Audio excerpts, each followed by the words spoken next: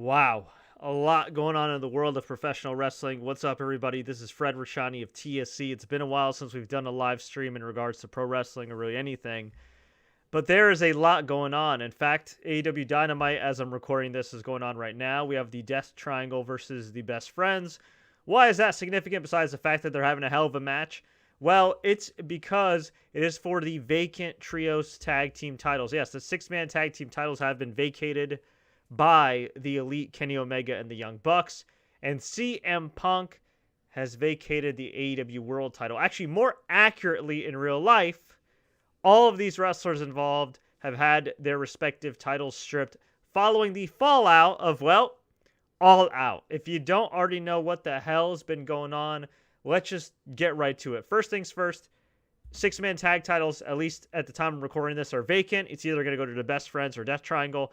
And the AEW World titles vacated. There will be a World title tournament, a Tournament of Champions, which begins tonight, and it will culminate at Grand Slam. So here's the deal. So it's going to be Hangman versus Bryan Danielson tonight. Later on, it's going to be Sammy Guevara versus Darby Allin. The winners of those respective matches will go on to face Chris Jericho or Jon Moxley. And then the finals take place September 21st at AEW Dynamite Grand Slam in New York City. So a lot of craziness happening right now in terms of the employment statuses of CM Punk, of Ace Steel, of the Elite. Well, Tony Khan, while he did make these announcements tonight about the titles, he did not go into any details about why the titles were vacated other than the incidents following All Out. He just kind of said that, kept it vague. And he really didn't elaborate on, if people are suspended, if people are fired. And I think the reason is because there's a lot of legal issues that could stem from this. Now, you might be wondering, well, what the hell's going on? If you haven't been following the news, and it's been all over social media, but understandable if you're not on there. So, after AEW All Out 2022, CM Punk's the new world champion, great main event against Jon Moxley, confronted by MJF. They had what they call a media scrum, a post-fight press conference of sorts. So it's kind of in character, out of character. And CM Punk just essentially went scorched earth on all the executive vice presidents who allegedly leaked information about him preventing Scott Colton, a.k.a. Colt Cabana, from keeping his job at AEW. Even though technically he did keep his job, he was just re-signed to ROH. He went off on Hangman Adam Page, who allegedly went into business for himself in a promo that they had a few months back, where essentially Page vaguely, only known to people backstage and to Punk himself, was essentially calling him out for getting Colt Cabana reassigned. Now, if you don't know anything about Colt Cabana, I'm going to keep it real. From a purely professional sense at this stage of his career, the guy is like the fourth string quarterback that's never used, that's never active. But in totality, as far as his career goes, I believe he's one of the founders of Pro Wrestling Tees. He's a very close friend of the Young Bucks, who are executive vice presidents, or maybe they're not anymore. And so there's kind of been a schism there. CM Punk did a podcast with Colt Cabana back in the day, I believe around 2014, or not right after, but maybe about like 9-10 months after CM Punk walked out of WWE. Buried them, honestly, I think justifiably so. I mean, they medically misdiagnosed him. And then WWE bankrolled the lawsuit with their doctor, Dr. Aman, and, well, kind of drove a huge wedge, because it jacked up all the different bills that CM Punk had to pay.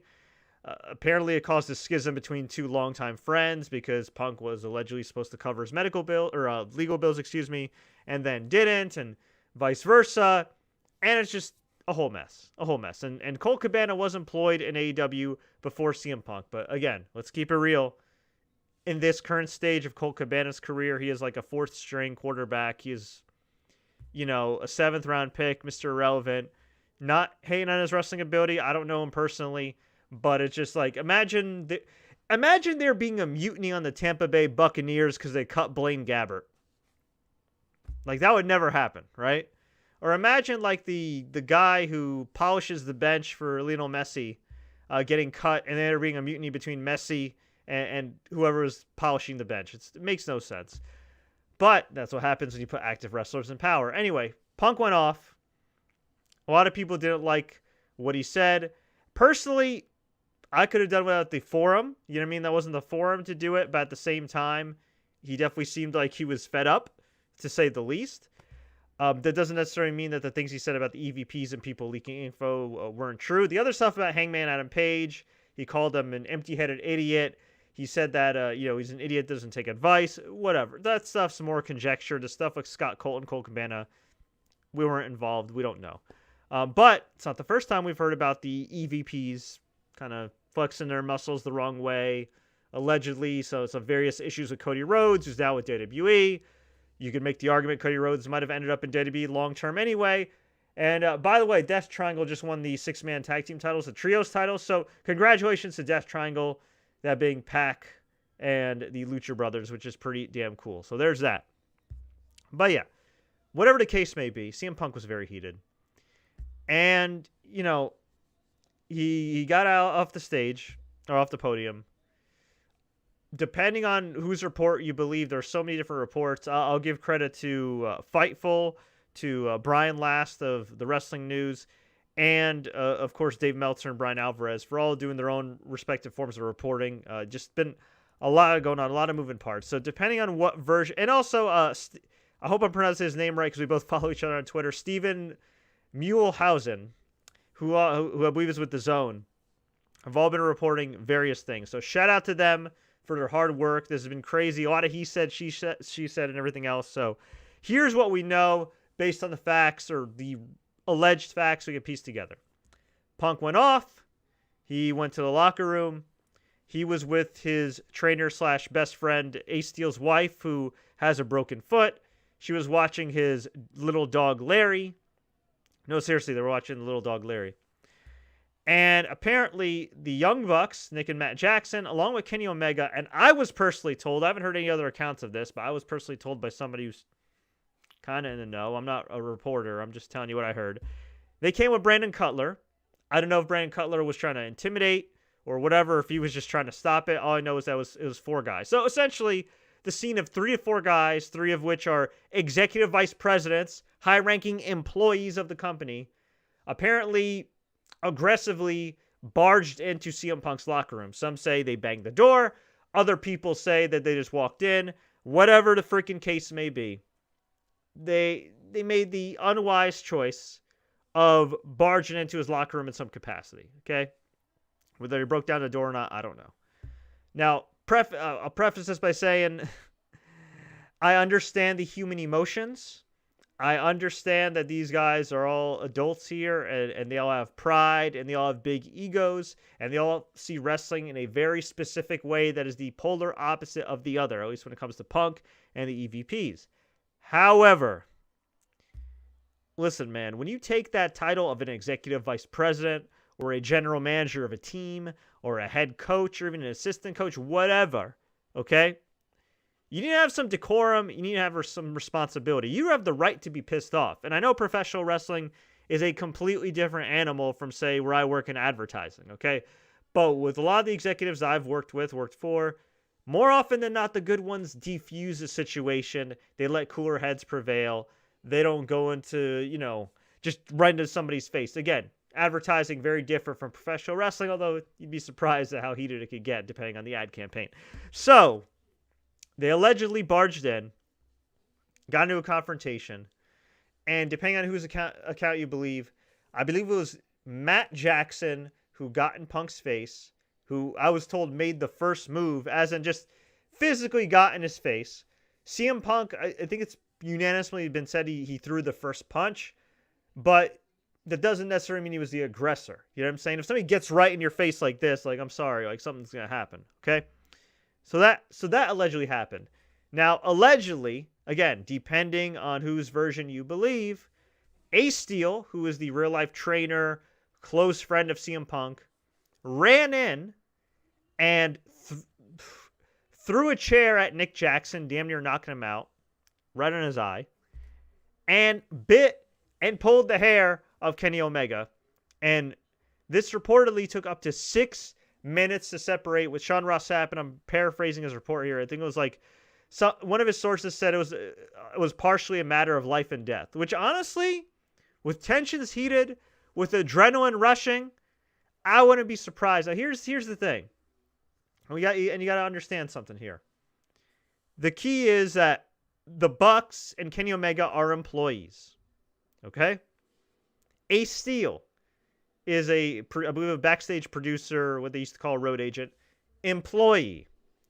CM Punk, whether you think he was professional or unprofessional, I think everybody could argue whether what he said was right or wrong, unprofessional, is an independent contractor. So just think about the optics of 3 to 4 men, Brand Cutler, if you include him, all employees. I believe Brand Cutler's an employee too, because, you know, the Bucks need a paid best friend. But in all seriousness, I kid. Okay, 4 employees confronting an angry, disgruntled, your top star who has helped you get higher ratings than ever before, who helped you draw record gates than before. I'm not excusing, condoning the behavior whatsoever. All right? But I'm just telling you as somebody who's also covered the NFL, and I'm not flexing when I say that. I'm just, in general, I've covered a lot of different sports over the last decade, plus I've been doing this. A lot of movies, a lot of TV. Fairly or unfairly, the rules are different for top guys. And while the Bucks, while Omega are top guys in the AEW galaxy, they're not that guy, right? There's Chris Jericho, there's Bryan Danielson, and then, of course, you got CM Punk. Now, they got separated. A lot of chaos has happened since then. I've been told by people that, and this isn't, you know, riveting news. I'm sure everybody's read it from other sources. Like, there is a good chance that Warner Brothers Discovery could step in here and say, yo, we don't like this bad press. You got to get rid of somebody. Now, perhaps Tony could have smoothed it over. Tony Khan, that is. Perhaps Tony Khan could have said, hey, you know, well, let me just suspend these guys, have them issue a public apology, whatever the case may be. But something's got to happen here. And, you know, reportedly, according to Dave Meltzer, all involved in the fracas have been suspended. That does, for whatever reason, include Christopher Daniels, who's a backstage official. I believe one of the heads of talent relations, along with Pat Buck, who also works in talent relations now, have been suspended. And from my understanding, again, from the accounts that I heard, including one person who knows somebody, they were breaking up the fight. They weren't actually, you know, getting involved in the melee. So I don't know if those guys are just fall guys or what's the deal here, but not a good look. Also, I believe Michael Nakazawa, who is a liaison, you know, right-hand man of Kenny Omega backstage, also an employee, got suspended. So yeah, just crazy. And crazy to think that all these dudes got suspended are all employees except for CM Punk, who's legally an independent contractor. So it makes things complicated here, right? What happens now? On one hand, I'm seeing all these people say CM Punk was unprofessional. He shouldn't have said that, blah, blah, blah. I agree. That was not the forum. However, for all these people to say, oh, he's a locker room cancer, or it's all his fault, this and that, like, listen, man, if social media, if media scrums are around during the WCW, WWF Monday Night Wars, it'd probably be a hell of a lot worse than this. You'd probably have Scott Steiner beating somebody's ass. Like, come on. I'm not saying it was right. I'm not saying it was professional. But that doesn't mean that there aren't other issues backstage. Like, I've heard for years that if you're not part of the Bucks clique or part of Kenny's clique, it's not always good for you. We saw when Cody Rhodes left for WWE, a lot of his guys got shafted. We didn't see Brock Anderson anymore. We didn't see Shotty Lee Johnson anymore. Ricky Starks, I don't know what the hell that was on Sunday, right? So, remains to be seen what happens here. As for how AEW opened, well, they opened the show with the video package of MJF coming back. They did have Tony Khan, once again, as I mentioned earlier, announce that the Trios titles are vacated, now held by Death Triangle, who beat the Best Friends tonight. And the AEW World title will be on the line in a tournament, which culminates at Grand Slam. Keep in mind, it is the real world title this time, not the BS, stupid interim title, which, look, Tony's had a lot of good ideas. Taking the interim title idea from the UFC is a terrible idea, so I'm glad that he is rectifying that, at least, you know, this time around on the men's side. So, MJF came out, cut a fake babyface promo, talked about how much he loved Buffalo, and said, hey, I'm not saying he talked about Moses parting the seas and everything else. He said, I'm not Moses, I'm better than him. And it was like a whole kind of sort of half-assed babyface promo. Moxley interrupted him and said, you're full of crap. MJF then healed up on the audience. And then MJF cut a promo talking about how, hey, the world title is just a stepping stone for me for the bidding war of 2024 when his contract expires. What he said something about Triple H. My favorite wrestler said time to play the game. He brought up Nick Khan. Said the only Khan I'd want to work for is like Nick Khan. Oh, he brought up Cody Rhodes as well. Like, I don't know, man. Let me tell you something. I think this tournament and the 6-man tag match tonight definitely steps in the right direction for AEW. They're trying to put their best foot forward. Jon Moxley cut an amazing promo. I can't do it justice. Y'all got to go out of your way to check it out. But he talked about how the AEW World title means everything to him. It's the #1 title in professional wrestling. He said a belt's just a belt, but it's what you make of it. And he talked about like blood, sweat, tears, and how like it can help you overcome demons and everything else. And just an incredible promo. Talked about how like when you're winners want the ball when the game's on the line, and he wants to take that shot again, and this time he wants to take a shot at being a legend. And I'm just like, goose. It was such a great promo that even like Taz and Tony Schiavone were audibly like marking out like during this promo. It was incredible. So that was cool. And by the way, MJF like kind of walked away and didn't want to get involved with Moxley. So I think right now, short term, while it is chaotic for AEW, I do think they'll be okay. Long term, we'll see what happens. If they have to fire CM Punk, I don't know. They're going to need to really reheat Bryan Danielson. I think they're going to have to lean on Chris Jericho a little bit more, even though he's older now. And I do think it's Jon Moxley, their Iron Man, and I do think that they're going to have to really, really elevate somebody. MJF for sure.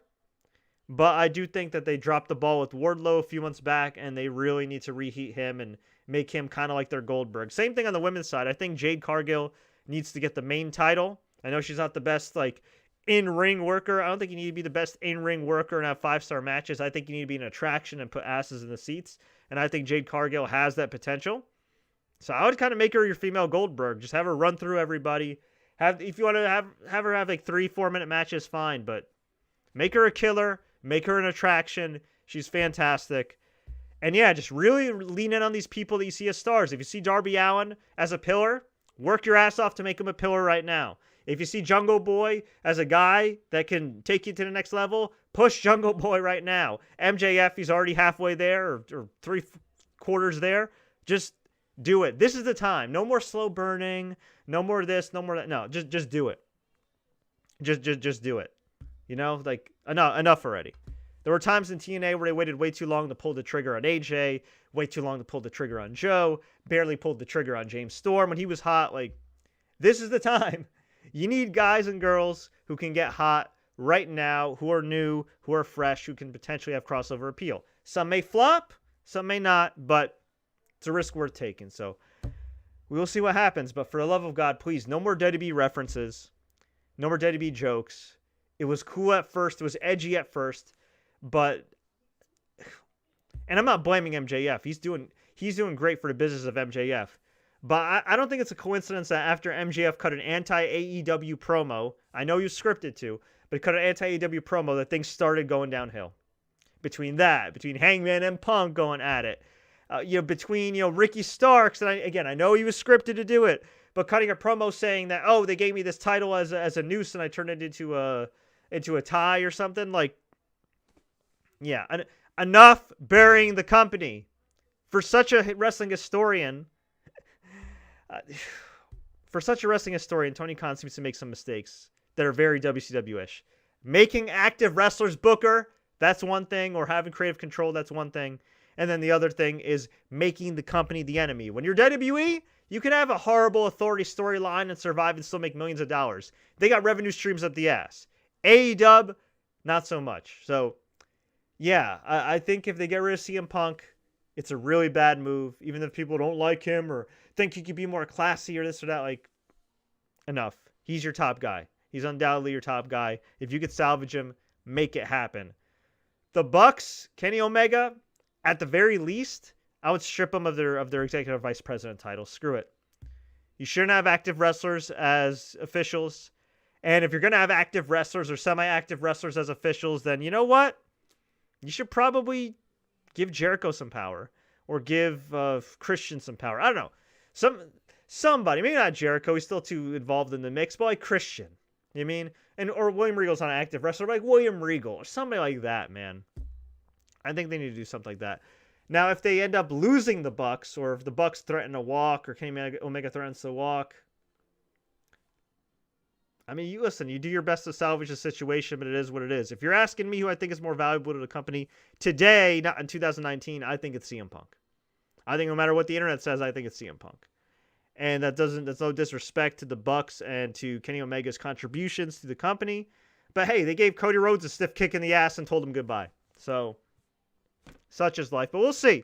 Ideally, it'd be great if all involved get some punishment that does not involve termination, and they can come back and eventually make some freaking money off of this on screen.